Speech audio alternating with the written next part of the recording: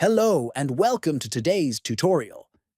If you're using the Microsoft Edge mobile app and want to browse in your preferred language, this video is for you. Changing the app language is simple, and I'll walk you through the exact steps. Let's get started and make your experience more personal. Open the Microsoft Edge mobile app on your device. Tap the three horizontal lines at the bottom right corner of the screen. From the menu, select Settings. Scroll down and tap on Languages. Next, tap on App Language. Tap on Add a Language. Now, search for the language you want from the list. Once found, tap on the language to add it. Drag the selected language to the top of the list to set it as your default. Finally, tap on Change to update the language of the app. That's it. You've now changed the app language in Microsoft Edge.